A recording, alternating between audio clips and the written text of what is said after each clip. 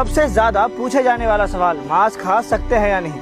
भाई मांस खाना चाहिए या नहीं, इसे समझने से पहले मांस क्या है और हमारा मांस के साथ रिश्ता क्या है ये समझ लेते हैं। श्री गुरु नानक देव जी महाराज कहते हैं, पहला मांस और निम्मया मांस अंदर वास। एक मांस के टुकड़े से बीरज के रूप में हम लोग निकले और एक मांस के थैली में रहना शुरू कर दिया। फिर कहते हैं, जियो पाए मांस मोह मिले हड्डी चमुतन मांस की। जैसे उस पुतले में जान आ जाती है वैसी हड्डी चमड़ा जबान हर चीज मांस की बनना शुरू हो जाती है। फिर कहते हैं, मांसो बाहर कढ़िया मम्मा मांस की रास की। मांस के इस थैली से मांसी के रूप में एक बच्चा बाहर आता है और बाहर आने के बाद मांसी को अपने मुंह में पकड़कर अपनी पहली खुराक लेता है जो कि मांस ही होती है। फिर कहते हैं, मुंह मांसे का जीभ मांसे की मांसे अंदर श्वास की। मुंह भी मांस का है जुबान भी मांस की और इस मांस ही के शरीर से हम लोग श्वास ले रहे हैं। बड़ा हुआ ब्याह या कर ले आया मांस की। वो दूध पीता बच्चा बड़ा हो चुका है, उसकी शादी भी हो चुकी है और शादी होने के बाद मांस ही के रूप में एक औरत को वो अपने घर लेकर आ गया। और फिर गुरु महाराज जी कह रहे हैं, मांसो ही मांस उपजे मांसो सब्बोसा, कि अब इस मर्द और औरत का संबंध होगा और एक मांस के टुकड़े से मांस तैरता हुआ मांस के थैली में जाएगा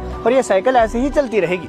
इस हिसाब से तो हर वेजिटेरियन भी नॉन वेजिटेरियन है। यही तो प्रॉब्लम है कि एक्सेप्ट करने के बजाय तुम लोग फालतू की बहस करते रहते हो और सभी को देखकर जज करते रहते हो कि कौन कितना बड़ा पापी है। तो तू ही बता, क्या जीव हत्या करना सही बात है? देख, अगर तू बात जीव हत्या की कर रहा है तो गुरबाणी कहती है, जिया का आहार जिए खाना यह करे। एक जिंदा चीज को जिंदा रहने के लिए जिंदा चीज को ही खाना पड़ता है। अगर हम लोग जिंदा रहने के लिए पत्थर कंकर प्लास्टिक खाएंगे तो हम लोग जिंदा नहीं रह सकते। मतलब हम लोग सर्वाइवल के लिए जो भी खा रहे हैं वो एक जीव है, वो एक जिंदा चीज है। फिर भी शायद मांस खाने वालों को ना ज्यादा पाप मिलता है। ये लाइन गुरु महाराज जी ने तेरे जैसे लोगों के लिए ही लिखी है कि मांस मांस कर मूर्ख झगड़े ज्ञान त्यान नहीं जाने। मतलब मांस मांस कर मूर्ख लोग झगड़ते हैं और ये उनका फेवरेट टॉपिक है। स्पिरिचुअलिटी या फिर मेडिटेशन से उनका कोई संबंध ही नहीं है। और रही बात जीव हत्या कर पाप करने की, तो गुरु महाराज जी कहते हैं, कौन मांस कौन साग कहावा किसमें पाप समान है। कि कौन मांस है कौन साग है और किसको मारने से ज्यादा पाप लगता है ये कौन बताएगा।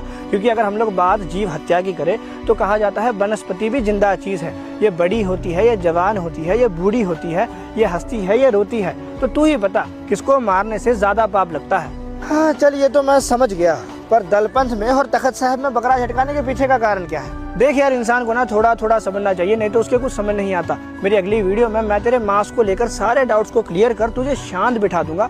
उसके बाद मांस खाना है या नहीं खाना है ये तेरी मर्जी होगी।